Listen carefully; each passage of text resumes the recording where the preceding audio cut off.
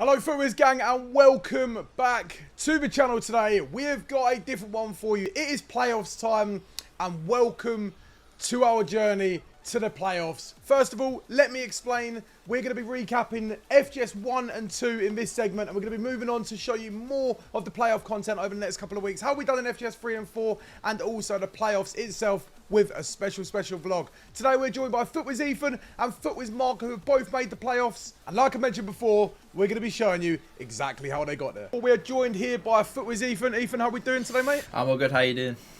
I'm very well, mate. I'm looking forward to this massively. Ethan obviously competed in EU West, which is obviously the West region of Europe. And we're going to show you some of his past clips and present clips, how we got to this point. Defensive is now Ethan has really good chance here. Goes for the player locks. And it's going to be a finish with R9. Cancelo of all people for Ethan. In the last 5 minutes, and it's going to be Ronaldo. Some uniqueness. You don't necessarily have to use the go-to score for most players. You see a fantastic ball roll. A fantastic ball roll onto Ollie Bolly. He needs to find a save. Yes! It's the Penenka party.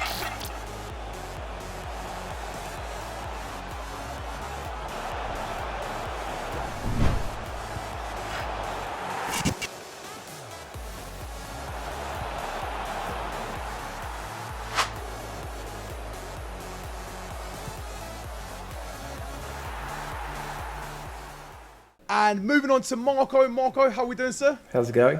Thanks for having me. I'm very well, mate. As I mentioned before, looking forward to this, mate. Welcome back to the channel. Obviously, you competed in the OC region, didn't you? Yeah, definitely.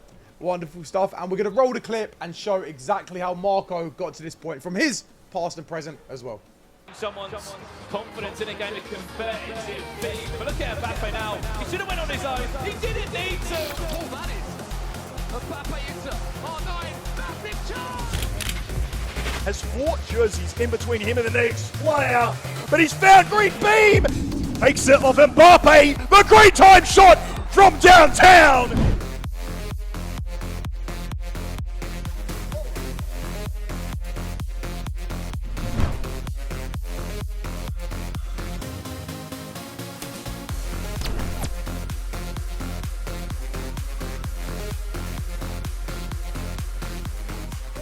So, Marko, Ethan, we're here, FGS 1 and 2. Obviously, we're going to start off with FGS. First of all, I'll start with you, Marko. Going into FGS, where is your headspace? Because obviously, it's the first one of the year. Do you get nervous? Do you get shaky? Talk to me. First one of the year, definitely a little bit nervous, you know, just trying to see where you're at. First competitive game, you know, see where you're at for the year and try and build a good foundation to start the year off on a, you know, a high. Brilliant stuff. And Ethan, what about yourself? Do you get nervous before like, the first one? A little bit different for me because I've always been a slow starter in FIFA. So first qualifier is not my worst, and I think the trend happened this year as well. So yeah, a little bit more nervous than usual for the first qualifier of the year. So you usually just kind of try and finish fast, yeah? Is that Yeah. what you're saying? Yeah. All right, brilliant stuff. And obviously, pro points are up for grabs. Anybody who don't know what pro points are, can you quickly give us a little explanation, Ethan, just so people understand? So pro points is something you accumulate over the 4 qualifiers. Normally you get them after you get out of Swiss. So when you make the knockout stage for a qualifier, you get some pro points, which will hopefully lead you to the playoffs. Brilliant stuff. And obviously, the Swiss is essentially like the most important part. You got to get through there, and then you get your pro points afterwards. And that's kind of like when you see it as like a successful kind of qualifiers, right? Yeah. Brilliant stuff. So moving on to obviously like both your FGS ones. Ethan, you went 4 and 3. We will start with you. You do need 6 wins to get out of obviously Swiss before getting the 3 losses, right? And obviously you went 4 and 3. Unfortunately, you didn't make it out of the first Swiss. You obviously did get 0 pro points.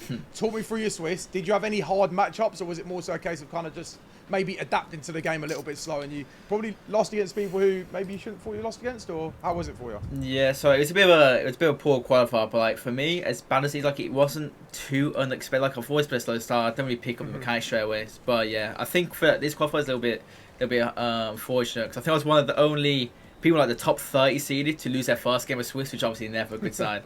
But yeah, we started the qualifier 0-1, got lyrics to go 0-2, lost that first leg very, very badly. But we picked ourselves up after 0-2. Before she went out 4-3, it's not ideal, but like for me, it wasn't too unexpected. There's a couple of players on my team I didn't really like. Janola, I almost felt I had to use him, but yeah, not a good start of the year for me. Really, isn't he? Yeah. So obviously, for people not really understanding, going 0-1 is obviously not ideal, but you do kind of expect to match up against an easier player. Unfortunately for Ethan, obviously you matched up against Lyrics, who's obviously ex-FUTWIZ, very good player. It's a hard game, isn't it? It's kind of one of those ones which you kind of don't want to be playing at 0-1. Yeah, nah, I don't want to be playing sort of Lyrics at home. I'm pretty sure it wasn't good for me either. I didn't bounce back, but I think I was like 5 down first leg. But so yeah, kind of chalked FGS 1 then, yeah. Yeah, FGS 1 a little bit chalked off for me. No, fair play. And Marko, obviously it's a different tale to the story kind of thing for you. Yeah. You went 4-1 over in OCE. You have to go 3 wins before you get 3 losses. Yep. So that's great. Obviously, being a good player with yourself, you probably expect yourself to get through most of the Swisses, and you did go 4-1. Now, who gave you your loss? I believe it was Ryan Naylor in the last round of Swiss. And Okay, so good player then. Yeah, and he finished 5-0, so yeah, he was definitely the best at the start of the year.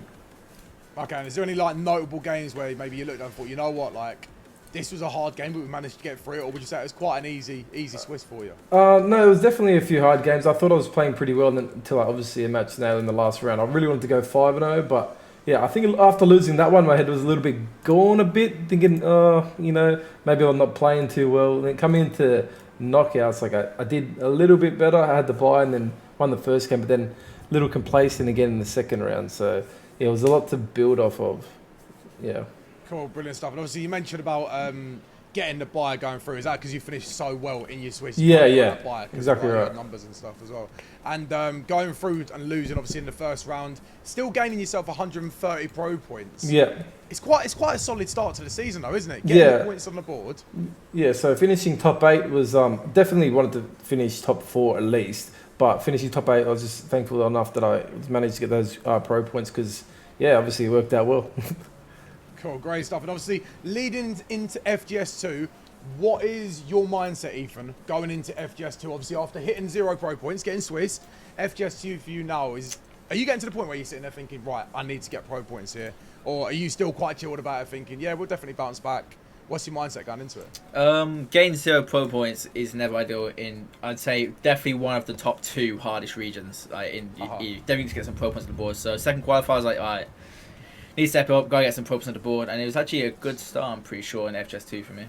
Yeah, I noticed you obviously... We'll go into that in a second, actually. Before I ask Marko how you're feeling going into FGS2 as well. Because obviously, getting 130 pro points, great start. All right, going into FGS2, are you feeling confident? What do you do beforehand? Are you practicing a lot? Are you changing your team about much? Yeah, so I was practicing quite a bit, but I felt like I was at a point in like the game where I just probably wasn't playing too well, like early on. Like after the first one, there was a bit of a patch, and I wasn't playing too well in FGS2. So I managed to scrape the first win, but then I lost like back to back, so I was 1 and 2, and I thought, wow, this is not going too well. And then back against the wall, kind of. Yeah, back against the wall. If I lost one more, I was out. And obviously, as you know, it could be there could have been curtains on everything. But managed to clutch up, round 4 and 5. And 2, right? Yeah, I actually got the bye in round 4, which because it was uneven amount of players. So again, the bye, which sent me to 2 and 2, and ended up qualifying in the last round winning convincingly to make it through Swiss. Funnily enough. And obviously, both of you made it through to knockouts, which is massive because that's pro points secured. We'll start with you, Ethan. Obviously, you went through the first round. You got a good, strong win in. I mean, obviously, you got a second round exit, which isn't ideal. It was against our good friend Stingray, I believe, wasn't it? Yeah, he's a... Talk to me about that game. I've already spoke to Stingray about that game. I'm pretty sure he rigged me really badly.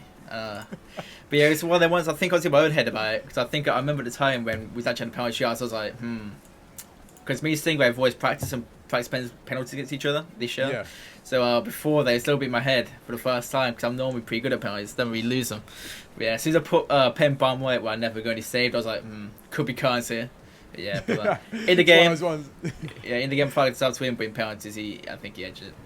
Yeah, we won't go through too much about where you like to put your penalties and stuff like that anyway, because you've got bigger events coming up. But we'll move on to that. But like I say, 75 pro points. Look, it's not ideal, but it's better than obviously FGS 1 has kind of set yourself the foundations ready for FGS 3 and 4, hasn't it? Yeah, 75 pro points on the board, and like in the thing is Swiss, I beat Levy and a couple of good players, so like I knew I had the ability to still make it this year. Brilliant stuff. Was FGS 2 the one where I was with you as well? Might have been. Yeah. Can't remember. I think it was. Look, Coach Denman, that's what they say. Coach boys, Denman. We move on. Obviously, with Marko, mate, you obviously managed to finish 3rd in FGS2, which is massive. Yep. Talk to me about the knockouts. How's your mindset going into it? Which players did you have to play? Did you get some convincing wins, or were they quite stressful? So obviously, coming off the back of my Swiss performance, I wasn't too happy with how I played. So the knockouts, I was freaking out a little bit, but managed to win the first round 4-2, and then I ended up playing Jamie in the second round, which was a bit. He was playing a little rat against me like he always does. I managed to rig him actually that game, so I won that 2-0, and then unfortunately I lost to Ryan Naylor again in the top 4. God. So. I ended up winning the third place match off against Mike J to finish 3rd. Yeah. Cool, and securing 165 pro points as well, which Yeah. gets you to a total of 295 pro points, which halfway throughout the season, you're going to take that in, It's Yeah. quite a positive way to go into FGS 3 and 4 and hoping to secure a place in playoffs. Yeah, exactly right. All right, so boys, obviously after FGS 1 and 2, you're in a good position. Both of you looking all right. And then EA obviously give us a massive break between FGS 2 and FGS 3. Between like the December, January time. So what do you boys do yourselves when you get these massive breaks? Are you still grinding? You're taking a bit of time off the game? I'll start with you, Ethan. For me, I don't normally take breaks, but as it was 2 months. Like 2 months is a long time in FIFA. Anything could change, a patch could come out.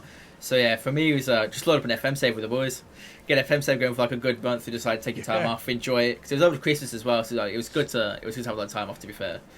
But Cool. no, I mean, you just start grinding again, just like towards a closer time, yeah? yeah, FM save for a month, and after the month's gone by, get back on the game and get back to learning really. Brilliant stuff. And what about you, Marko? I take it just in like a Sky bar? Nah, to be honest, a little bit of time away from the game, away from games in general. But then, if I was going to play any other game outside of FIFA, it'd be League of Legends. I tend to have a lot of fun with my mates on that game. Yeah, yeah, and just a different type of game completely to FIFA, and just takes my mind away from FIFA in general. So Yeah, it's good because you can get burnt out. It's just kind of really about getting that mental reset, isn't it? As Yeah. well? yeah. Cool, brilliant stuff, lads. Well, look, we're going to leave it there. We're going to close the episode off there, and we're going to be back with FGS 3 and 4 gameplay as well, and exactly what happened there. So stay tuned. Make sure you follow the boys on the socials, lads. Thank you for coming on, Thanks for having No us. worries. and I'll see you on the next one. Take care.